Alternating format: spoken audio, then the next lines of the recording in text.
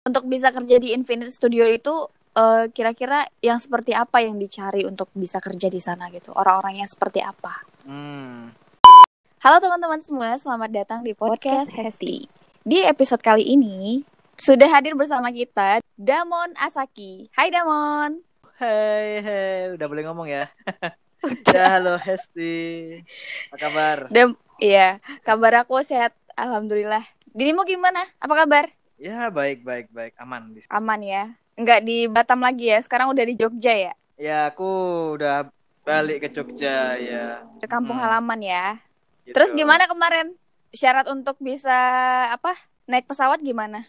Kebetulan, bukan kebetulan sih, tapi memang aku udah memantau bahwa dari tanggal tanggal berapa ya waktu itu tuh. Jadi masuk bulan Juni. Juni, masuk bulan Juni awal itu peraturannya udah berubah. Jadi kita cuman cukup mengumpulkan rapid test, yang mana itu cuman berlaku 3 hari. Ya itu selain Jakarta loh ya. Aku kan ke Mm-mm. Jogja, jadi cuman jadi habis itu rapid test ya terus langsung terbang aja aman pakai tiket sama rapid. Itu rapid test berarti dari rumah sakit ya? Ya dari rumah sakit itu juga keluarnya cepet kok. Bayarnya Mm-mm. berapa?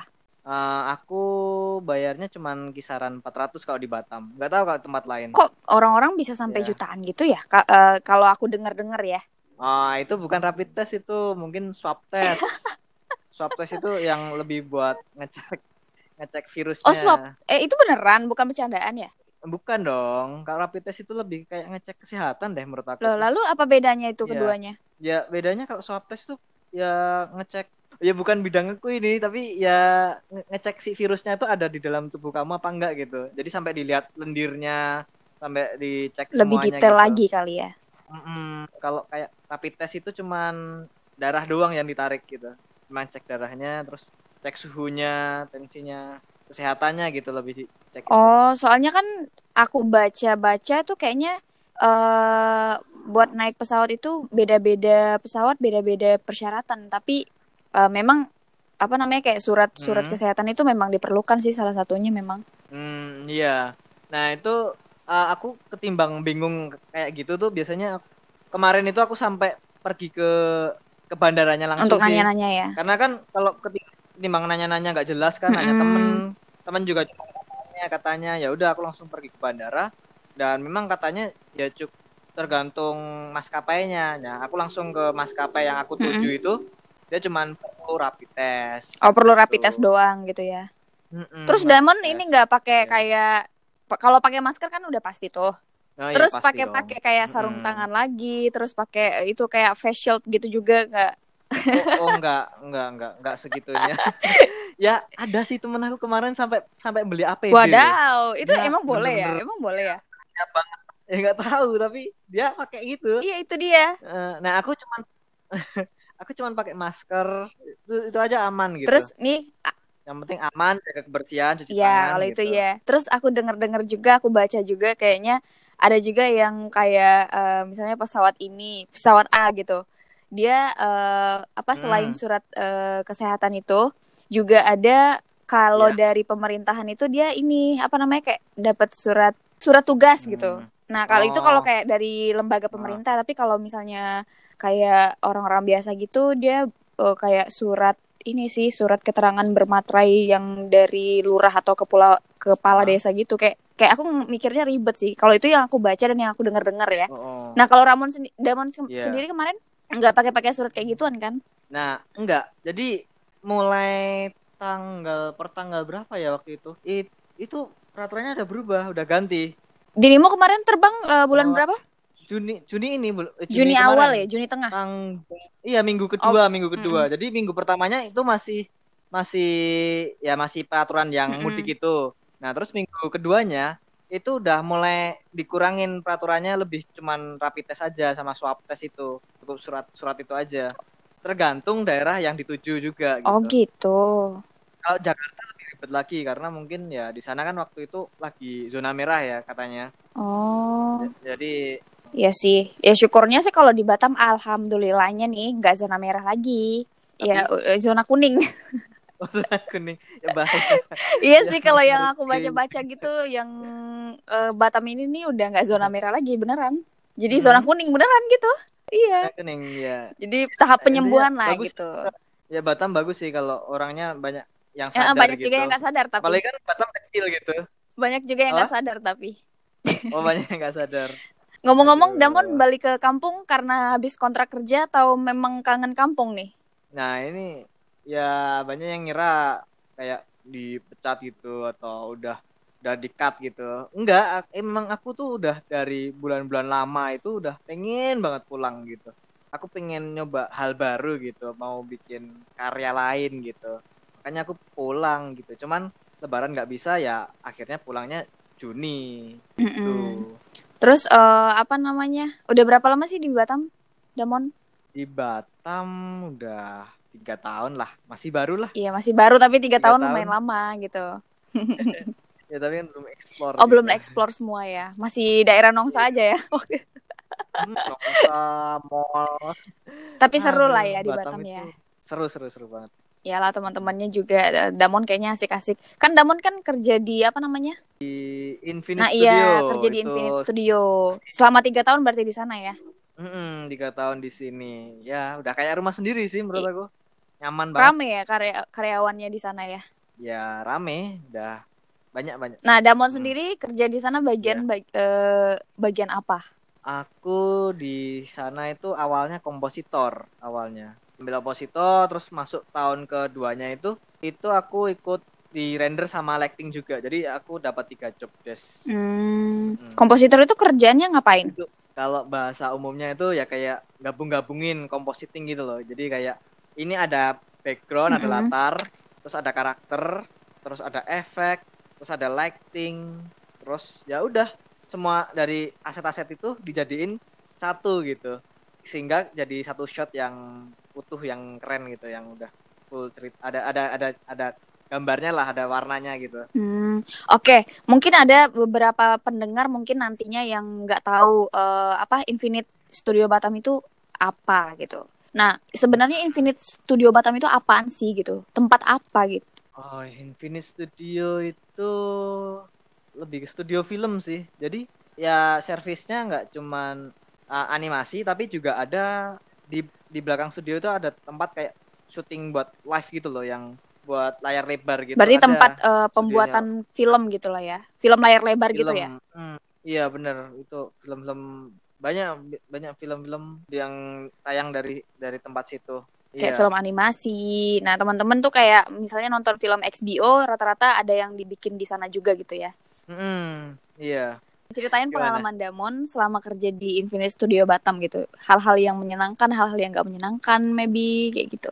Ya kita kerja setiap hari ya memenuhi targetnya, dan apa hal yang beda dari studio yang lain itu di sini juga ada tempat buat olahraga Mhm. gitu, terus juga ada lapangan kalau misal mau basket, mau sepak bola, Olahraga lah ya. mau olahraga apa ya. Ya terus kita juga ada kayak yang jemput gitu, ya asik sih Jemput maksudnya kerjaan di jemput sini. pergi kerja.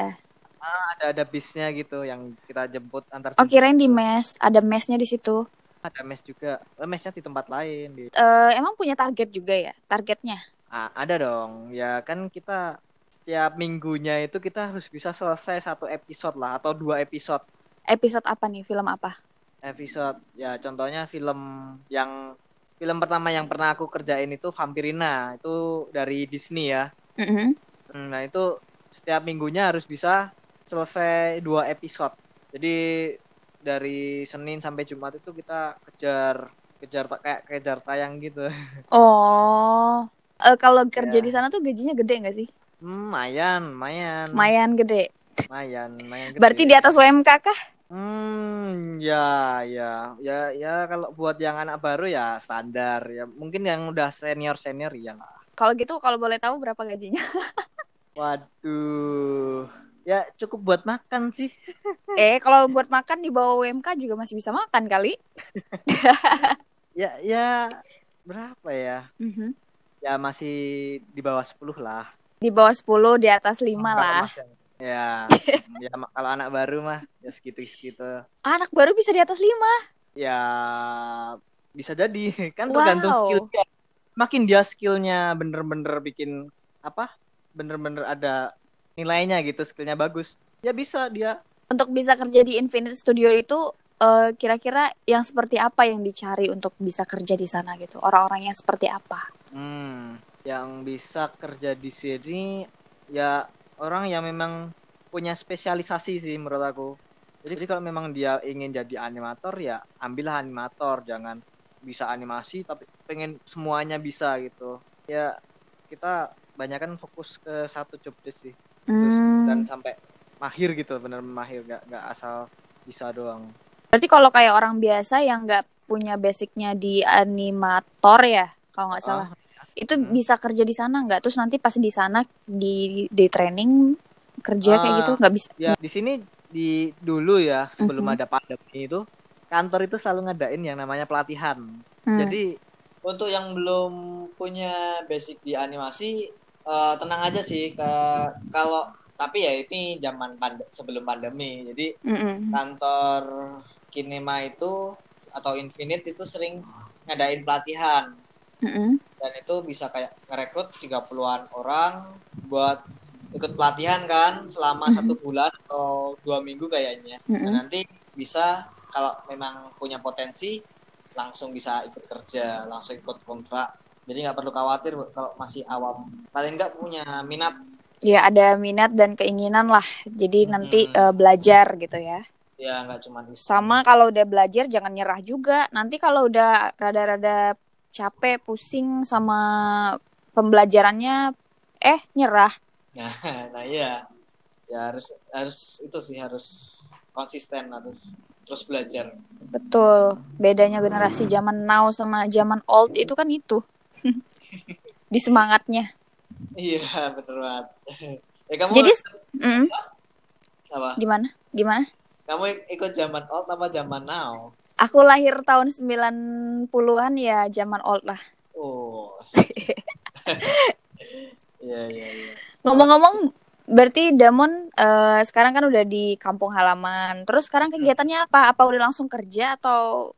Sekarang kegiatanku lebih fokus ke pengembangan diri sih, kayak nyari motivasi, terus belajar ini itu gitu, kayak belajar bahasa Inggris, belajar gambar lagi gitu. Iya, ngomong-ngomong soal gambar, Damon kan bisa ngegambar digital ya? Ya wajib sih itu. Iya, soalnya kita pernah juga ngobrol, terus Damon bilang kan pernah bikin komik ya di Instagram ya? Itu kenapa nggak dilanjutin atau sebenarnya masih lanjut sampai sekarang? Masih, kata siapa nggak lanjut? Masih ya. Iya, karena aku nggak follow Instagramnya aja ya. Follow dong. Ya, tadi aja aku habis upload hari ini. Masih. Iya. Aku bikin komik-komik strip yang ringan-ringan gitu. Terus tadi aku sempat scroll sampai ke bawah Instagram pribadinya Damon. Pernah ada ini ya, masuk cerita ke Chayo Komik ya? Ya, itu dulu sih. Ya pernah memang. Tahun 2018 itu cukup lama. Sampai sekarang masih ada masuk nggak? Sampai sekarang sebenarnya masih disuruh lanjut sih. Cuman aku mau belajar dulu. Ya, jadi belum aku lanjutin. Chayo Komik itu kayak webtoon kan? Ya, sama kayak webtoon. Jadi kita upload komik kita gitu. Itu berarti komik pertamanya Damon bukan? Ya, bisa dibilang gitu sih, komik web pertama. Komik web pertama di Chayo Comics itu. Chayo Comics, ya benar. Kenapa nggak masuk di webtoon?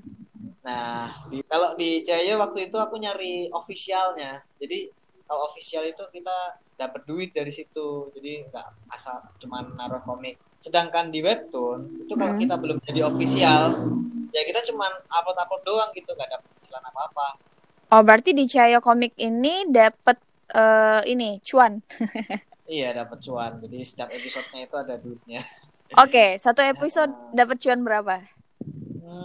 Per episodenya? Episode 1 lah bisa. Satu apa? Ya, 1 juta. Oh, 1 juta satu episode. Ya. Itu net. 12 juta. Ya, ya nanti ditransfer sih. Oh, itu net 1 juta ya, per episodenya itu net 1 juta. Iya.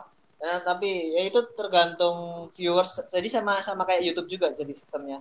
semakin viewers dan subscriber kita tinggi, ya nanti bayarnya makin tinggi.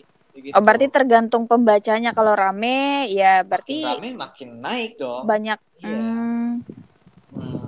Begitu. Begitu. Berarti kalau di webtoon itu nggak pakai cuan ya? Bukannya pakai cuan juga ya? Itu kalau official. Lah kalau yang belum official, yang masih anak-anak baru gitu, upload itu nggak dapat itu. Oh, berarti itu perbedaannya. Kenapa bisa di webtoon kamu nggak? Kenapa di Chiayo Comic bisa dapat official? Kenapa di webtoon nggak? Ya jadi kalau di Cayo itu sama kayak ngelamar kerja. Jadi kamu punya cerita nih, ya kamu share ke Cayo, terus kalau di approve ya kamu jadi sama kayak freelancernya gitu. Ya, kamu tinggal bikin komik, nanti kamu dapat duit gitu. Kalau di webtoon, kamu berusaha berkarya. Kalau memang karya kamu nanti bagus dan memang banyak yang suka, nanti mereka bakal mengontrak kamu gitu. Kalau enggak ya kamu cuma upload terus gitu, nggak dapat apa-apa. Oh, di kontrak ya. Kalau di Chiayo berarti nggak pakai kontrak ya? Saya dapat kontrak dong, kontrak per episode, berapa episode gitu. Loh, berarti sesulit itu di webtoon maksudnya masuk ke webtoon untuk Jelas. official. Di webtoon itu harus benar-benar unik, harus benar-benar punya daya tarik dan memang apa ya, banyak yang suka gitulah. Pokoknya benar-benar menarik banget baru bisa jadi official. Dari sekian banyak saingan ya. Iya ya. Saingannya di webtoon memang susah. Aku memang kalau di handphone sih memang installnya webtoon sih.